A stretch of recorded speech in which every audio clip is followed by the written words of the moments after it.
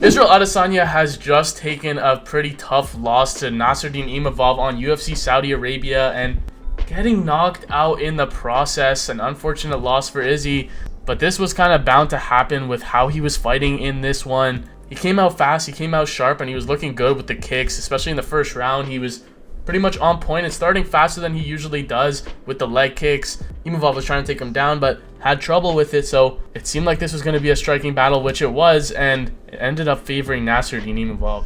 Yeah, at first maybe we thought we were getting a classic Israel Adesanya performance, being very light-footed, leg kicks, feinting, making Imavov always guessing, and looked pretty sharp, pretty aggressive.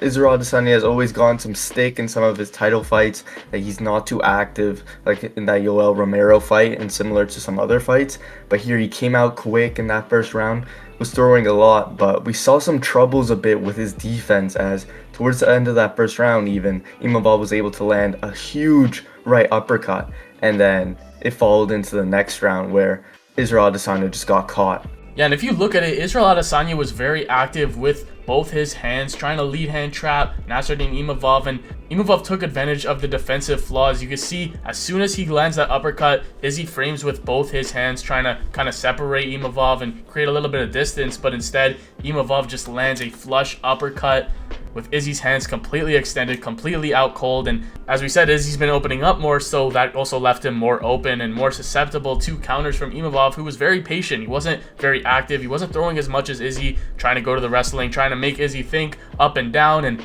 really fluster him, and took advantage of opportunities, countered him. So even though Izzy was a bit more active, Imavov was even a bit more effective here. Izzy was sticking to his classic game of throwing leg kicks and just really mixing it up striking wise. But as mentioned, we saw with those hands when he was leaving it down trying to measure Imavov, it really left a lot of openings for him to get caught. First happened in the first round, and then going into the second round when he eventually got hit with a massive overhand which ended the fight. That's where it really went wrong, where he had both hands down after an eye poke occurred, and he just got caught by a massive right overhand that put him down, and Imavov finished him on the ground. Yeah, you can see the vulnerabilities in Izzy's game, parrying with his rear hand and his lead hand just fully extended out, but not really blocking with his shoulder, not really using that high guard, but just kind of probing with that lead hand, and over the top, Nassourdine Imavov just took advantage, landing a flush right hand overhand. And as you said, as soon as that eye poke happened, which Izzy should have taken time, Izzy should have been, okay, I just got poked in the eye, but instead Izzy just wanted to get straight back into the action. It felt like his mentality was definitely there. He wanted to come forward, he wanted to be active, he wanted this to be a vintage performance, but Imavov just landed a flush overhand right, and we've seen Izzy kind of get caught with that same punch, a straight right from Sean Strickland, put him down in that fight. And Imavov just followed up. He wasn't going to let Izzy recover. He wasn't going to let him get up at all. He just pounced on him immediately, as he should have, and just threw a flurry of ground and pound strikes, stopping Izzy. Yeah, like you said, this has kind of been an issue in his last losses for Izzy on a current 3-fight skid, and we've seen him be caught quite a lot of times now in his recent fights, starting with Strickland, in which he was caught by a very nice straight. That's where a lot of people weren't expecting Izzy to get caught with a strike like that. And then moving into the DDP, where he was kind of hittable too, and that led to his eventual finish and where he got tapped out. And now in this fight, his third loss in a row, being 1 for 4 in his last 5. His defense just didn't help him here, where he was leaving his hands down. Imavov capitalizing beautifully on the moment, being able to catch Israel Adesanya with a massive right hand, and he just captured this moment completely. Imavov on a nice streak himself now, looking to capture the title. He was able to show some good patience here, mixing up with wrestling, trying to take him down, make Izzy question whether or not he's going to keep this on the feet or on the ground, and then just waiting for a shot, waiting for Izzy to mess up, and that's where he caught him with that right. Yeah, it was a beautiful performance from Imavov, and one that really separates him, because people don't really do that to Israel Adesanya. Even Alex Pereira obviously got knocked out in that second fight, but stopped Izzy in that 5th round. DDP stopped Izzy in the 4th round. Strickland won a decision. So no one has really done this to Izzy, stopping him in 2 rounds. Like, this is an emphatic performance. He left no doubt, and a huge win for him. We knew going into this fight that this was going to be a make or break for Israel Adesanya, kind of his last chance at maybe earning a title shot, because if he could beat a young, hungry, rising contender in Imavov, then he could definitely get back into the mix against the top guys, because he only lost to Strickland and DDP at the time. But now with this loss to Imavov, it's really going to be tough to climb his way back up, having lost to multiple guys now at the top of the middleweight division. He's really going to have to work his way up, and can he do that at 35 years old with a couple of longer layoffs now? When he was a champion, he was active. He was fighting every couple months, but as of late, he's been fighting about once a year, so it's going to be really tough for Izzy to get back into the mix and back to the title shot. But Imavov put on a statement here and really capitalized on this moment. Definitely the biggest win of his career and warrants a potential title shot, depending on what they do with Khamzat Chimaev and the winner of Dricus du Plessis versus Sean Strickland. He's definitely in the mix right now.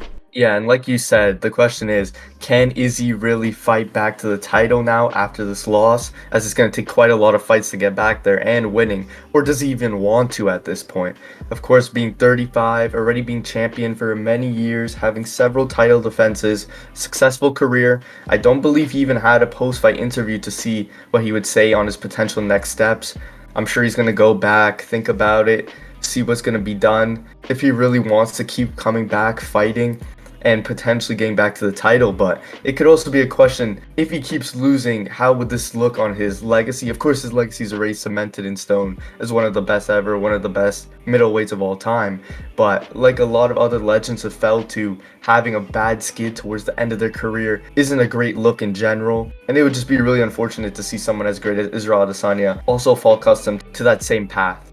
Yeah, hopefully we don't see a Tony Ferguson-esque skid for Izzy. That would be tough to see. But in terms of what's next for these guys, I feel like Imavov is definitely in the mix for the title. If Sean Strickland wins, I don't know about him getting a title shot. Definitely not next, as Khamzat Chimaev is next in line, and Strickland has a win over Imavov already a couple years back. If DDP wins, that could be a more interesting fight, but it seems like Khamzat Chimaev got to be next for that middleweight title, and we already are getting the title fight at middleweight next week. So either they do Khamzat versus Imavov in the meantime. Probably not, though. I could see just Khamzat getting a title shot, maybe at like UFC Abu Dhabi later this year, or a Saudi Arabia card maybe again. But regardless of the outcome of Khamzat versus DDP versus Strickland winner, I feel like Imavov could definitely be next in line, because he's already beat most guys at the top. Besides those number 1 and 2 and 3 guys, beat Jared Cannonier, beat Israel Adesanya now, also has wins over guys like Brendan Allen. Maybe he'd fight the loser of Sean Strickland versus Dricus. Maybe he'd fight someone like Robert Whittaker. But I feel like it's clear that he's earned a title shot at this point and is easily one of the top guys at middleweight. Yeah, this division now is very interesting after Adesanya has lost the title and has gone on his skid. You kind of got the 4 top guys like you were mentioning, DDP, Strickland, Khamzat, and now Imavov. There's also some other guys rising up in that contention, but those are kind of the main 4 right now that are circling around that title. And it's crazy to see now that Adesanya